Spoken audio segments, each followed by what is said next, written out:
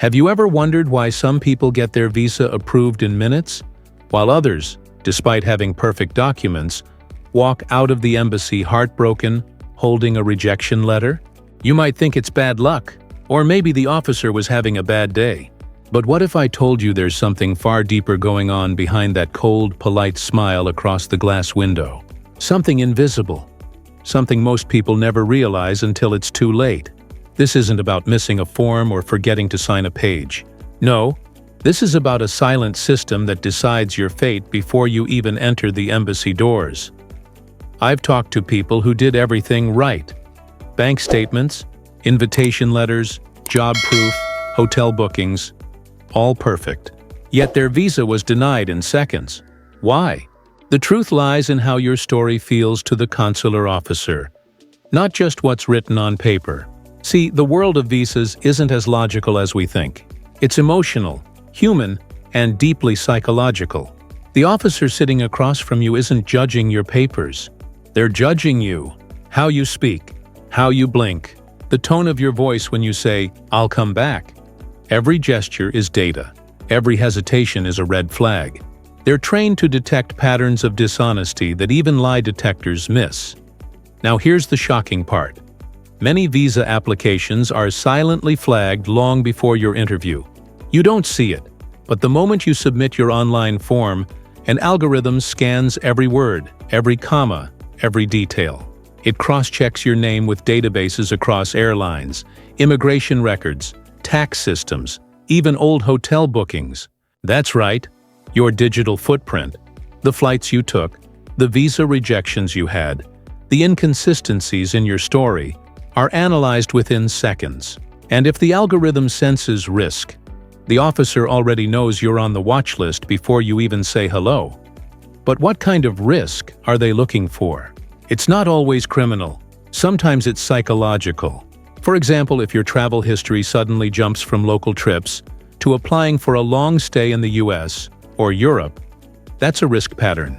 If your income doesn't match your travel plan, that's another.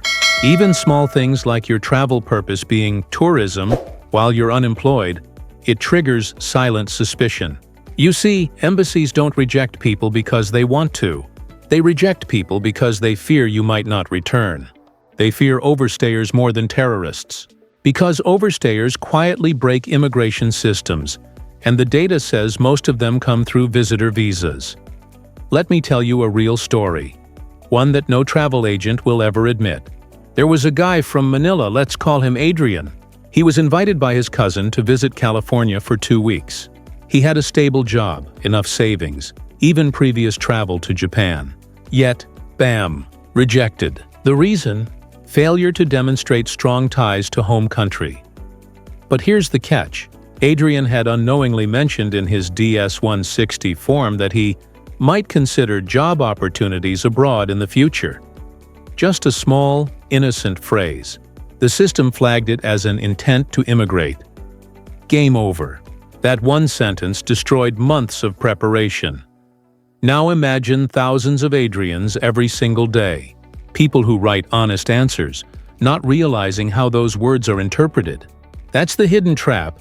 The visa world isn't about truth, it's about perception. It's not about what you mean, it's about what they think you mean. And perception, my friend, is the real battlefield. Another brutal truth? Your interviewer already knows your past. That friendly officer typing on the keyboard isn't just writing notes. They're checking your travel history in real time. They know if you overstayed in Dubai 5 years ago. They know if you were denied a Schengen visa in 2019. They even know if your relative in the US applied for asylum. It's all connected.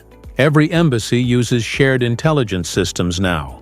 So when you try to hide something, they already see it on their screen before you even finish your sentence. Honesty isn't optional, it's survival. But here's where it gets darker.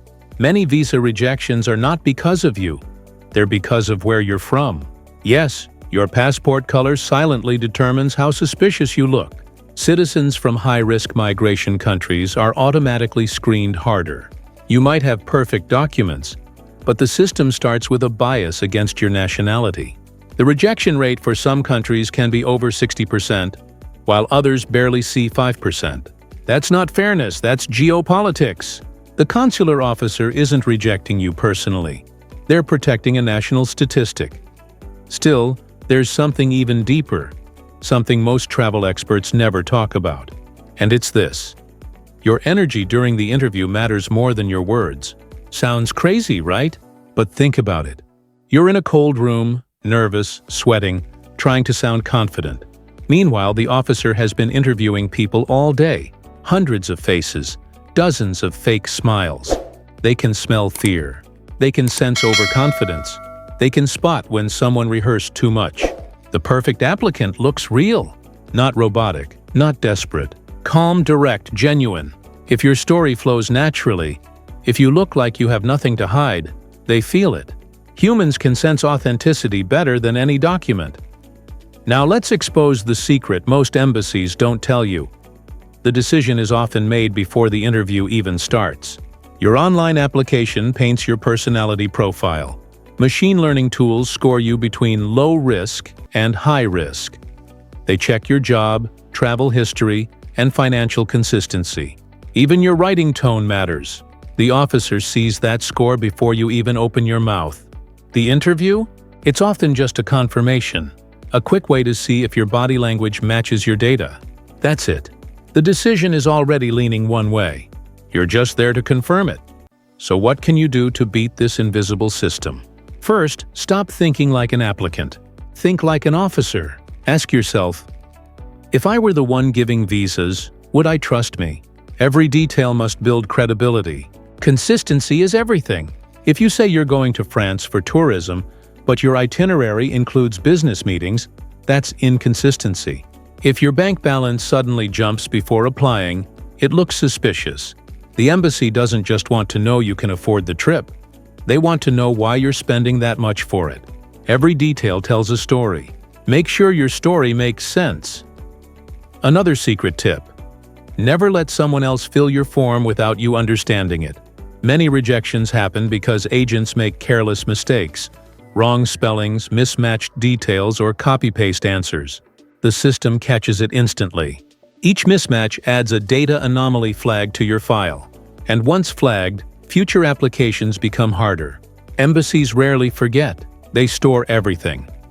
Now here's something you've probably never heard. Some embassies secretly use behavioral fingerprinting.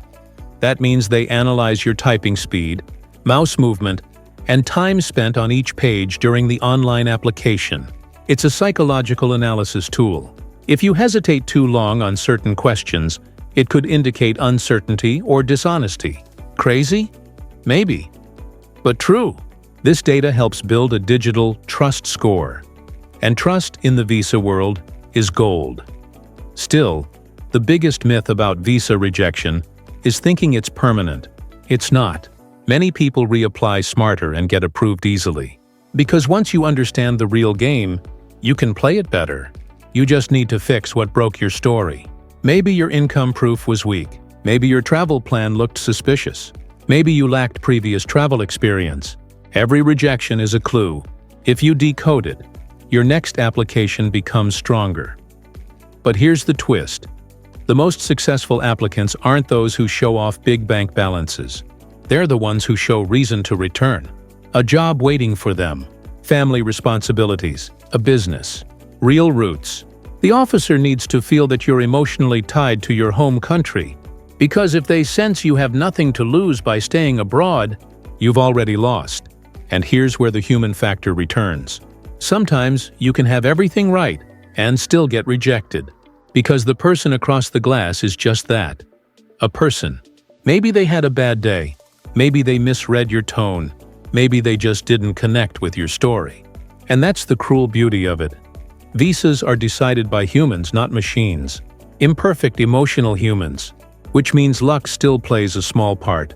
But the next time you face that interview window, remember this. You're not just another applicant. You're a storyteller. Your words, your tone, your calmness, all paint a picture of who you are. If that picture feels trustworthy, logical, and natural, your chances rise dramatically. Because the real reason visas get rejected isn't missing documents. It's missing belief. The officer has to believe you'll come back. That's the secret. That's the real test. So before you apply again, ask yourself, does my story make sense? Does it sound real? Does it feel human? Because embassies aren't rejecting people, they're rejecting uncertainty. The moment your life story sounds like a lie, even unintentionally, the system slams the door shut. And maybe, just maybe, there's something poetic about that.